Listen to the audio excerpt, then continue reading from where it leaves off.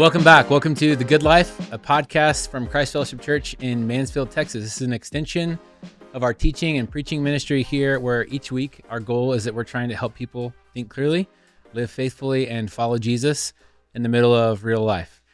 We talk here about the good life that's promised to us in Christ Jesus and what that actually looks like in our lives. And the goal here is to help one another towards a multiplying impact for the kingdom of Jesus. And so I'm Ryan Rives. I'm joined here with our host, Pastor Spencer Plumlee. Spencer, how you doing? Doing great, man. Living life. Doing good. Good. Today we're talking about something that most Christians don't always have a category for. That is grieving until life forces something on us. That's typically where that comes in, not always as a crisis moment, but as a regular part of walking with God in a fallen world. In the middle of that, let's start with some encouragement. Sure. Tell me something that's been encouraging to you, reminded you why discipleship is so important, why even something like this is so important recently. Man, was super encouraged a couple weeks back recently hearing the story of a member of our church who said he came to Christ because 20 or so some odd years ago, when he was in high school or middle school, I think it was, somebody invited him to church. And just hearing how that local church, who I think he said is even no longer in existence anymore, loved him, encouraged him, welcomed him. His parents were not church-going people. He had had very little access to the gospel, exposure to the gospel.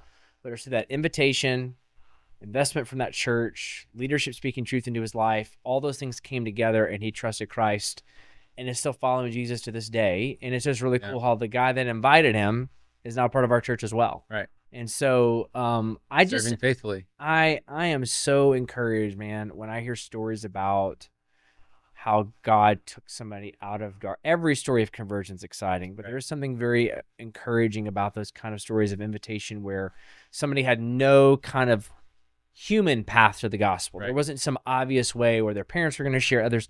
It was just very beautifully God's providence and bringing that family and neighborhood and a church. And it just makes me continue to pray and hope that we're that kind of place, that 20 years from now, somebody will talk about somebody in our church, inviting them in and coming to Christ and seeing not just that person's life change, but an entire family's trajectory changed. It's amazing. Yeah, and using a family to do it. Like you talked about, not just only did his friend invite him, but that family brought him. Right. Picked him up, took him to church. Incredible. Yeah, Awesome. Super encouraging. We talk about grieving. You like to think about that like a muscle. That's right. Tell me what you mean by this is a muscle for us. Well, you look at the Psalms, especially. Psalms really are our prayer book, and they are the most helpful place, I think, in the Bible to teach us how to pray, how to talk to God. And within the Psalms, you get different types of prayers. You get praise, you get imprecatory psalms, which are basically, God, get them. But lament and grieving are probably one of the most prevalent types of psalms in the Psalm book. And so I like to think about grieving as a spiritual muscle, because I do think prayers are these different kind of muscles, different kind of reflexes that we want to develop before the Lord. And by grieving, we're just talking about expressing sadness to God. We're talking about a kind of prayer that just says, God, I am brokenhearted about this. I'm burdened about that. I am absolutely discouraged that this happened. And I think it's a muscle we don't use a lot, because I think somewhere along the way, many of us have bought the lie that prayer is always supposed to be joyful and always supposed to be uplifting, and it's always praise, and it's always because God's worthy of that. And he is. But God actually is a God who inspired in the Bible lots of examples of people praying, God, help me. I'm discouraged. I'm despondent. I'm down. And so we just wanted to have a conversation today about what that is. I would just also add, over the years as a pastor, both in my own personal life and my interactions with families in our church, I know this is an issue that many people need more coaching, encouragement, and help on, and we're hoping to provide that today. Yeah. Clarity question here. Mm-hmm. You've talked about what grieving is. Right. Can you define maybe what it is not too? Yeah, it's not just angrily shouting at God. It's not just being disrespectful to God. It's not, accusing God. We've all had moments like that where something happens and we're very angry at God. I don't think that's what grieving well is. I think some of us may start there, start angry, start confused, but the biblical vision of grieving is actually a more measured. When I say measured, I don't mean that it's not emotional. It's just a clear sense of, this is where I'm taking my sadness. This is where I'm taking my anger. And so grieving is not disrespect. It's not just shouting at God. It is really trying to harness a direction for my sadness. And I think so many people, when they experience difficulties in life, they just kind of suppress it or they just vent it. Grieving is neither a suppression of your sadness. It's neither just a venting of it. It's a directing of your sadness to God. So take us into Psalm 10 and show us, what does that look like? I think grieving, what it does is it transforms despair into hope. Okay. So Psalm 10 is I think a really powerful picture of grieving. It starts with this honesty before the Lord. Why do you stand far away? And it's David just expressing clearly and honestly where he's at.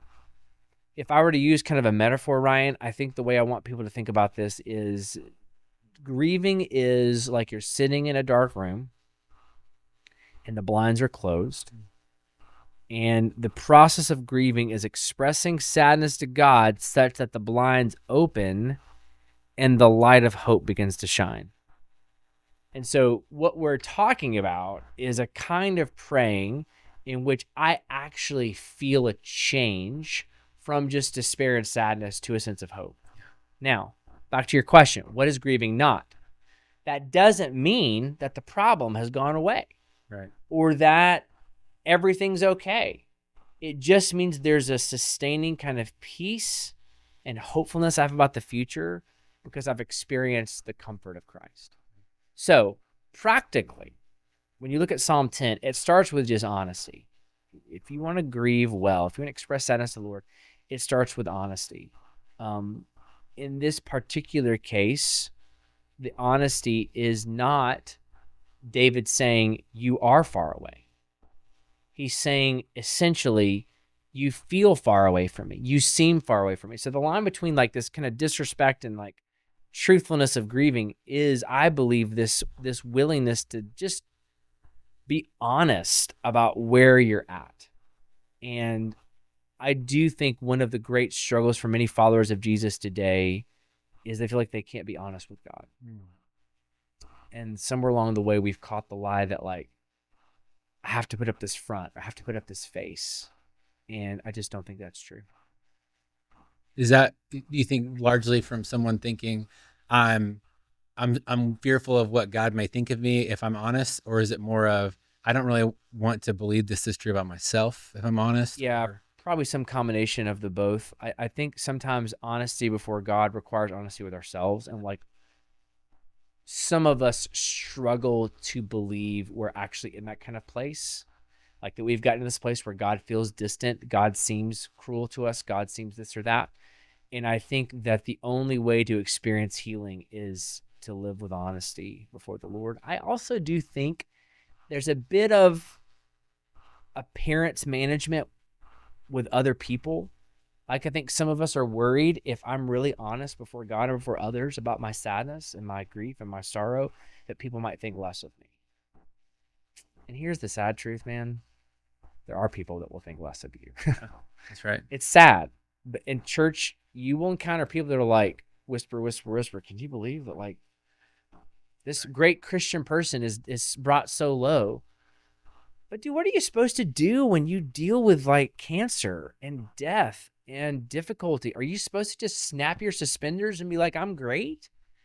And so to that, I'd say if there's some people listening to this that are like, I'm scared about being really honest with God and honest with other people where I'm at, about what they'll think about me. I would just want to discourage you from worrying about that, because anybody that's going to heap shame or condemnation over that is not somebody you need to worry about when it comes to their opinion. Right. Yeah. It's not a biblical way to view that, and I think it's a huge issue. So I think it starts with grieving honestly before the Lord about where you're at. It's not disrespect.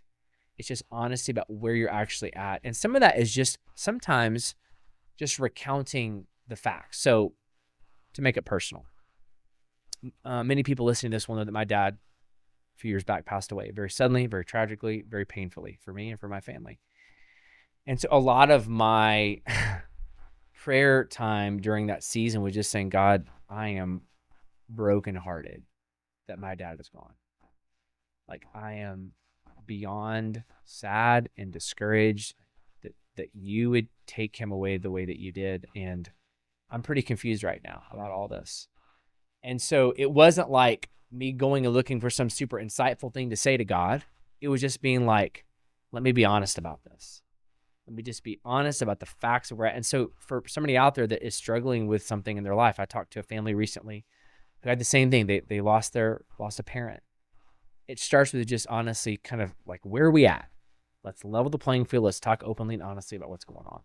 Yeah, that's good. When you talk about being honest with yourself, you already mentioned this too, but one of the hardest parts about being honest with yourself is getting still long enough to actually be able to say those things out loud. And we intentionally talk about the things we talk about for people in Mansfield. And we've already talked about how the pace we run in Mansfield, Texas, like if you're not careful, Spencer, how many times have you had someone, sit down with you and they're unpacking things from years before, because for years they haven't sat down and dealt with that. There's not been space for them to even be honest with themselves.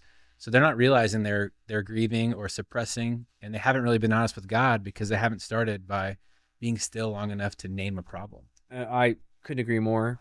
I think a huge problem with honesty with yourself and with God is I think a lot of people have got to understand that busyness leads to numbness.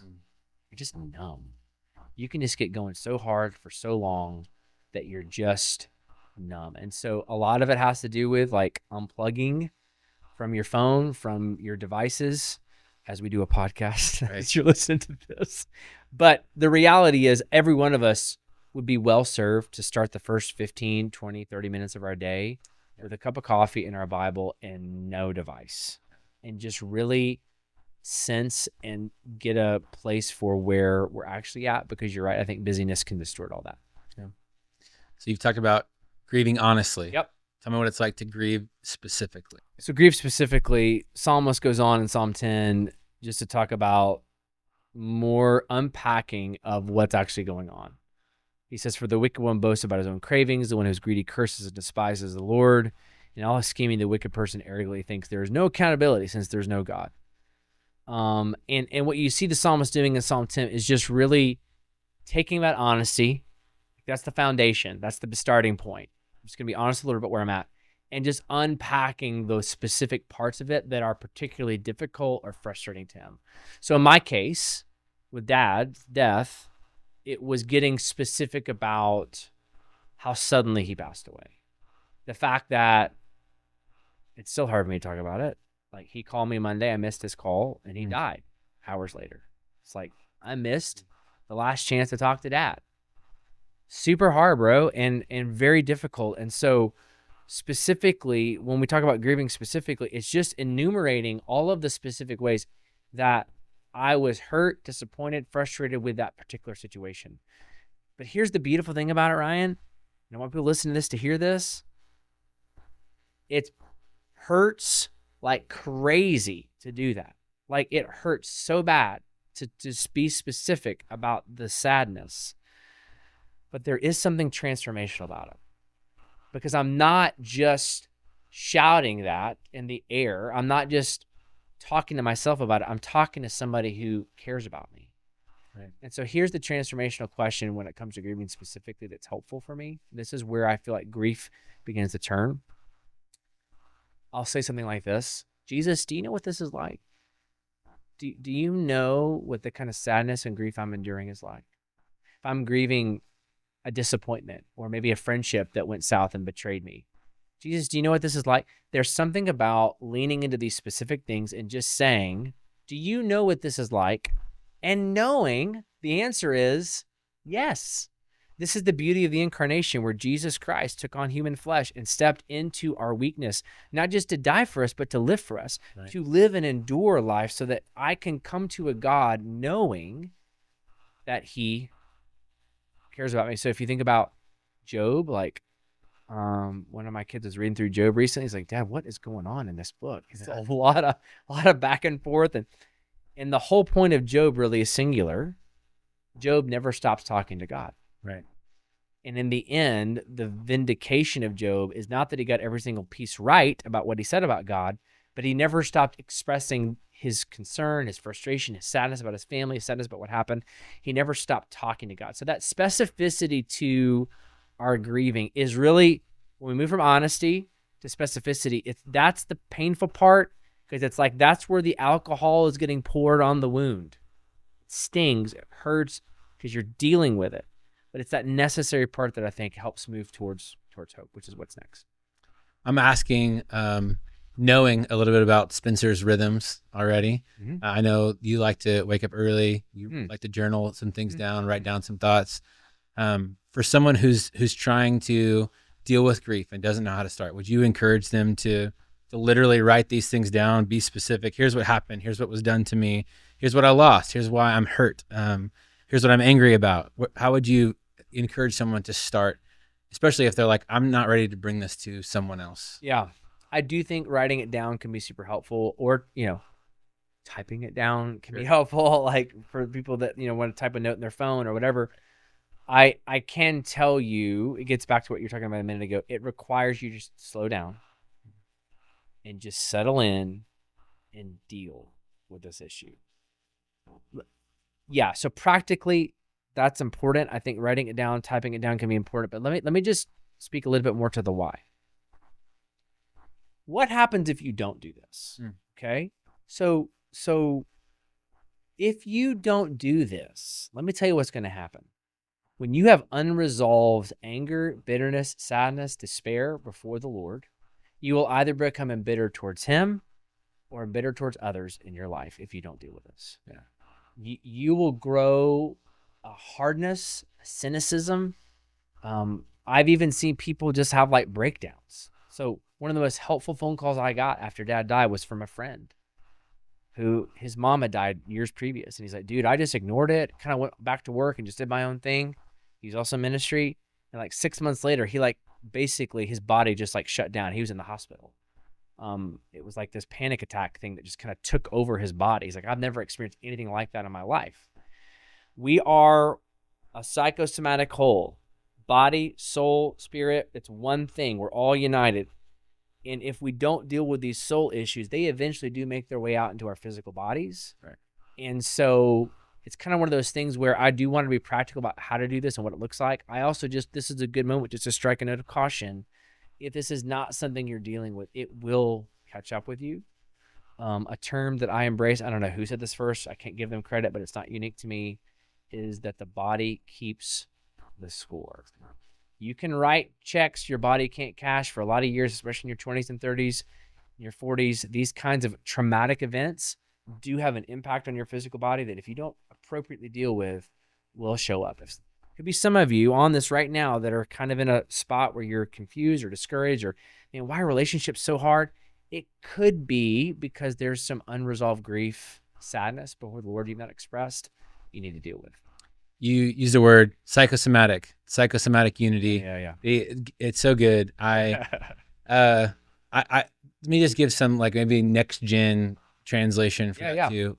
People will often, especially young people, will say I hear you say this is going to catch up to me, but I can't see it now, so I'm going to live like that's not a reality. Sure. Something that I think helps make the way our soul and body are connected intuitive is we know this is true, and this is actually biblical too. When something's funny, you laugh.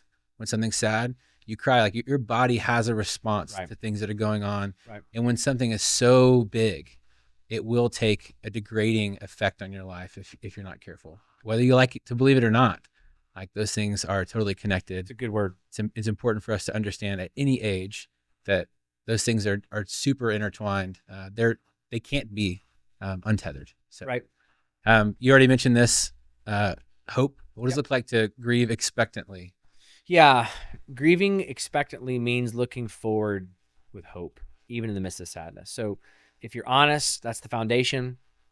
Then you move to this really specific naming, that transformational question, Jesus knew what this is like. That's where I personally, Ryan, begin to feel like there's some comfort here. There's some encouragement here. I'm not talking to a God who has no idea what I'm going through. I'm talking to a God who has suffered way more than I have in the incarnation and knows what it's like to deal with what I'm dealing with. And so that leads me to say things like the psalmist says, where he says, rise up, Lord, where he is believing some things at the end of Psalm 10, where he says, the helpless one entrusts himself to you. You are a helper of the fatherless.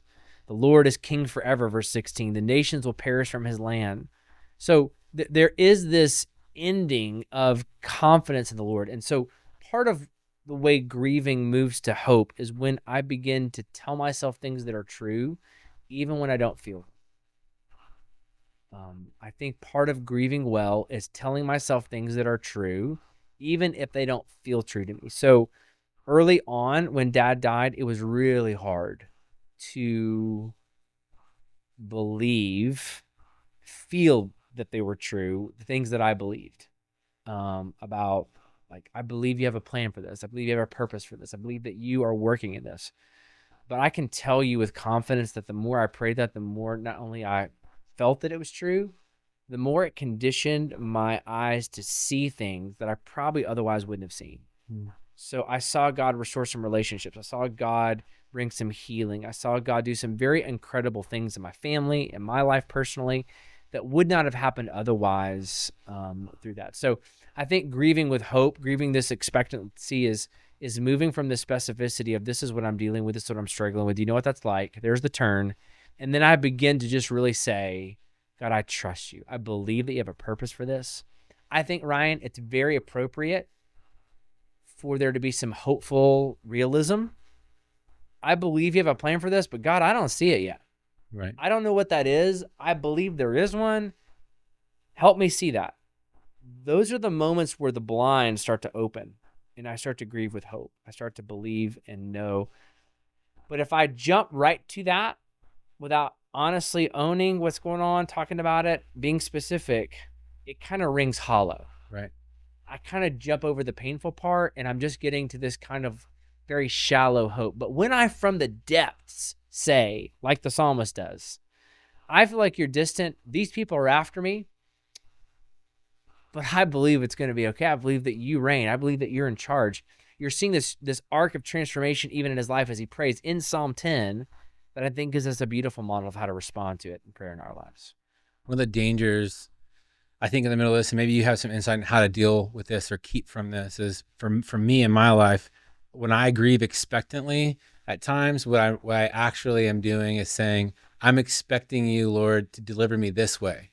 So I'm going to grieve. I'm going to bring this to you. And a really great way, Lord, for this to be fixed is for you to do this thing. So I'm going to look ahead with hope towards this thing. This is what I want. And I want this to come to fruition. And oftentimes that's not the way out that God has. That's not the next step in the next chapter in the story. Right. How do we keep from doing that? And how do we navigate this space of expectancy without trying to write the story on our own? Yeah. I think in general, the thing that helps me the most in that regard is accepting in the midst of my grief, my limits as a human being. So one of the things grieving often exposes is if I've been living with some invincibility, I can do anything. Right. I'm never going to die. Everything's great. Everything's always moving up and to the right. If I live with that, grieving has a way of like, whoop, pulling the rug out from under me on that like big time where I go, actually, I'm not invincible. Life is short. You talked about next gen. Man, it's easy for people that are younger to kind of feel invincible. And there's something about grieving that really begins to center you on, I am flesh and blood. I'm limits. I have limits. And so I think one of the things I try to teach often in preaching ministry here is contrary to popular opinion and cultural sentiment. You are not the expert on you. God is the expert on you. And so one of the reasons grieving is so important is it recenters my heart on how much I need God. There is no way I could have gotten through the sadness of Dad's death and continue to follow Jesus and love my family. And oh, by the way, try to help other people follow Jesus as a pastor. There's zero way I could have done that had I not experienced the comfort and the closeness and the peace and the hope of Jesus. Zero. And so part of this tendency to kind of pray with like you said, I'm hopeful, but I'm hopeful that you're going to do it my way. It kind of betrays this misunderstanding of who really is the expert on me.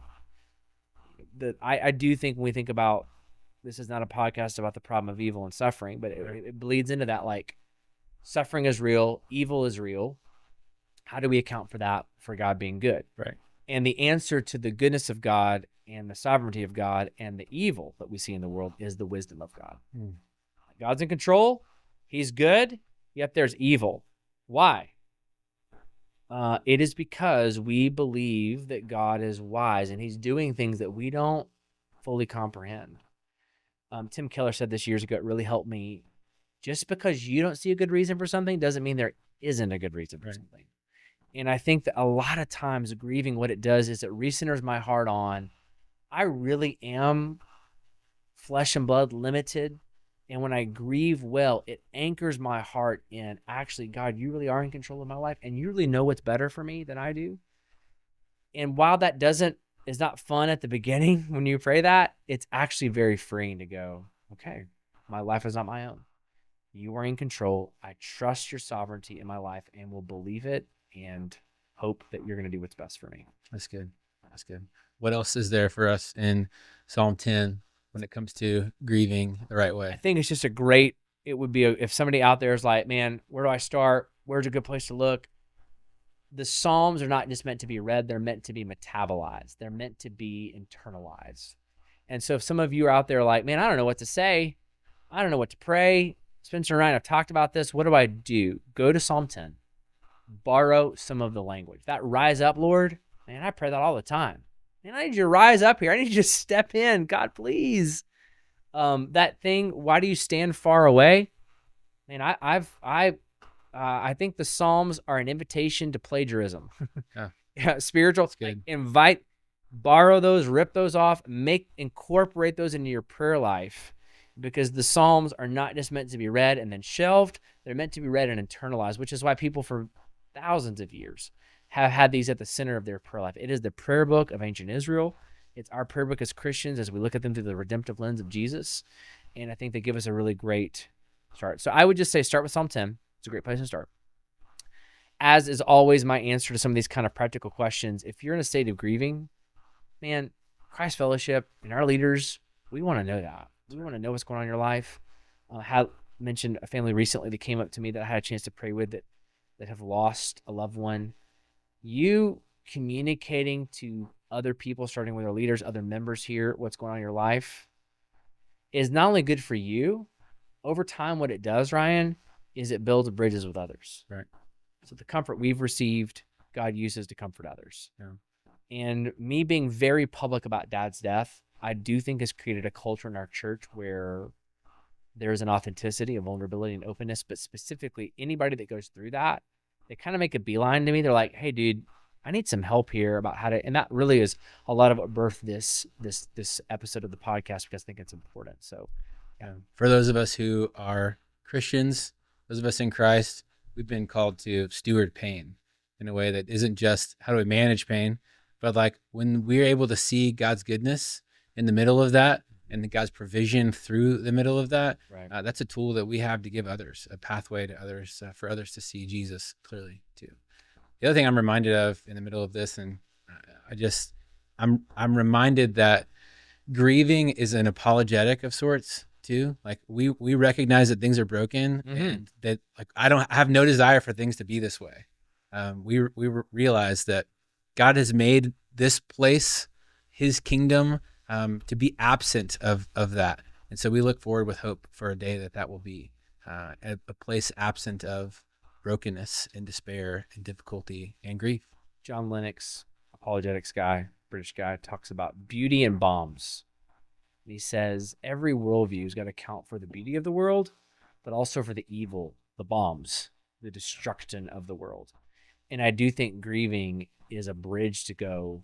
The Christian God is really the only God of all the religions that can say, bring your grief and your sorrow to me, because I actually know what this is like. I've suffered, I've endured. the most unspeakable evil the world has ever seen is the death of the Son of God. And it's equally at the same time the most beautiful thing. That's right. One more word about this, just as a biblical, you got to go back to Joseph in these kind of sovereignty moments. You meant it for evil, God is using it for good. He meant it for good. When his brothers betray him, he sees everything turn around. He saves the world at the time. I do think grieving, what it anchors us in is this beautiful wisdom of God, this truth that God knows, but also this like, God, you're doing something that I can't see right now. I'm going to trust that. And so I just pray, Ryan, that the people listening to this episode have had a little more help on what grieving looks like, but also been encouraged to incorporate this in their prayer life. One final thing I'll say, there may be some of you watching this that it's like, I don't really have anything to grieve about right now. I'm kind of good. Live a little longer. Yeah. Maybe save this podcast episode for later. Right. Because at some point in your life, you will deal with this. In Jesus Christ, you have somebody who is able to deal with this and to give you comfort, peace, and direction for your life. That's good. Yeah. That's good. Thank you for the tools. Yep. Excited about conversations ahead. That's all for this week. So we'll see you guys soon. See you next time.